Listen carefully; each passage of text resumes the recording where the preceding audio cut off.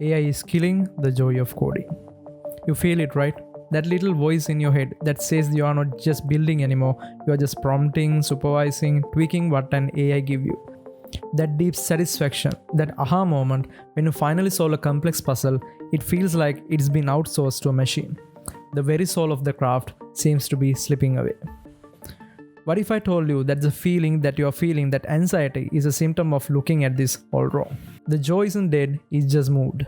And for the tiny fraction of developers who understand where it moved to, coding is about to become more creative, more powerful, and more joyful than ever before. I have spent the last month analyzing the data from developer surveys, control trials, and dozens of first-hand accounts to decode this massive shift. And in this video, I am giving you the playbook. We are going to cover the two types of developers in the age of AI, and why one will thrive while the other becomes obsolete. Then I'll reveal the single most important mental model for finding joy in this new world. And finally, I'll give you 4 hyper-practical strategies you need to adapt today to make sure you end up in the right side of this change. Alright, the first thing you have to understand is that AI is creating a massive split between developer community. It's creating two different realities, and which one you live in depends entirely on your mindset. I call it the knowledge paradox. The senior lever versus the junior crutch. For an experienced developer, AI isn't a threat, it's a lever. They have a deep well of knowledge that allows them to guide the AI effectively. They can spot the subtle bugs, the security flaws, and architectural missteps in the code it generates. They use AI like a tireless junior engineer, delegating the boring, repetitive tasks so they can free up their own mental energy for the hard stuff, system architecture, and complex problem solving. Nearly a third of senior developers already ship code that is more than 50% AI generated. They are not being replaced, they are being amplified. But for a junior developer, it's the opposite. It's a crutch. Without that deep base of experience, you are at high risk of trusting the AI's output without a question. This leads to what experts call house of cards code. It looks fine, but it's fragile and loaded with hidden bugs. You get the immediate satisfaction of finishing a task, but you skip the struggle. You skip the learning.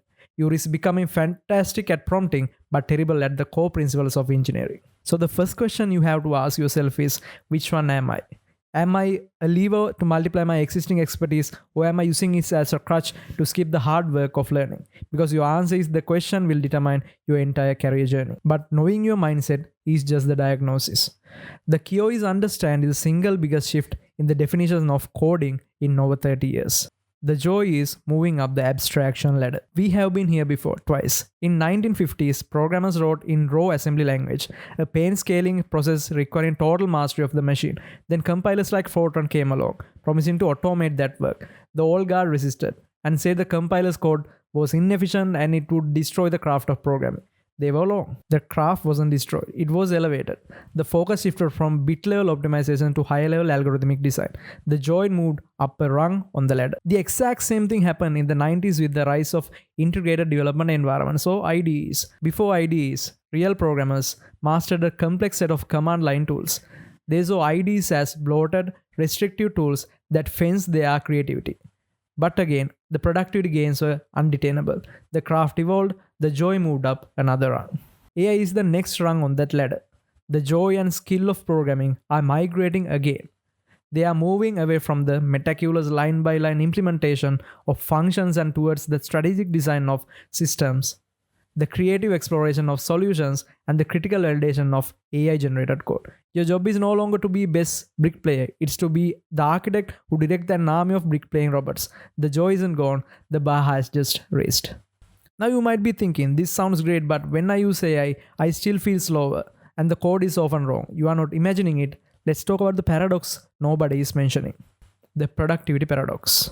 A recent control trial found that experienced developers took 19% longer to complete tasks when using AI assistants. But here's the crazy part. Even though they were slower, they believed they had been 20% faster. This is called the productivity placebo. Every time the AI generates code, you get a little dopamine hit. It feels like progress, even if you spend the next hour debugging the plausible but incorrect code it just gave you. This is the 70% problem. The AI gets you most of the way there. But the last 30% is the hardest part, that it falls on you. You are trading the cognitive load of creating for the cognitive load of auditing a draining, anxiety-inducing task. This is why your feelings are so conflicted. You are getting the instant gratification of output, but you are paying for it with frustration, joyless work of constant verification. So how do you fix it? How do you actually harness the power without falling into its traps? 4 strategies for mindful collaboration. This is where we get practical. To find the joy, you have to stop being a passive user and become a mindful collaborator. Here are 4 non-negotiable rules. The first strategy is plan first, prompt second. Don't just describe the problem to the AI. First, map out the solution yourself. Think like an architect, sketch out the data flow, the components, the dependencies. Once you have a clear plan, then you can delegate the well-defined implementation task to the AI. This keeps the most joyful, high-value work, the creative problem solving, for yourself. Strategy number 2, explain before you ask. Before you ask an AI to fix a bug, articulate the problem and potential solutions out loud. This is like rubber duck debugging on steroids. This simple act reinforces your problem solving muscles and ensure you are not just outsourcing your thinking. Strategy number 3, never trust, always verify. This is the cardinal rule. You must read and understand every single line of code the AI generates. If you can't explain the logic, the security flaws, you have no business committing it. Remember, a 2024 study found AI code can contain over 300% more privilege escalation path than human written code. You are ultimately accountable for what you ship. The strategy number 4 is selective manual coding. Intentionally write the critical piece of logic by hand. Pick the most complex function, the core business algorithm, or something you want to learn better, and build it from scratch.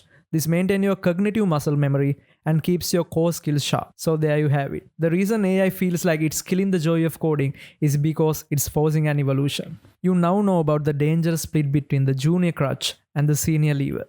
You have the mental model of the abstraction ladder showing that the joy isn't dead. It's just a higher altitude. And you have 4 practical strategies to ensure you are human in the loop, the architect, not the passive prompter.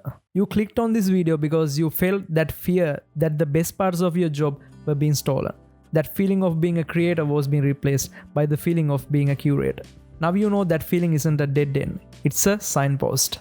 The soul of the coder isn't lost, it's being forged anew for a new era where the greatest value lied in your unique human skills, your critical thinking, your system level reasoning, and your creative vision. The future is a partnership and you are in the driver's seat.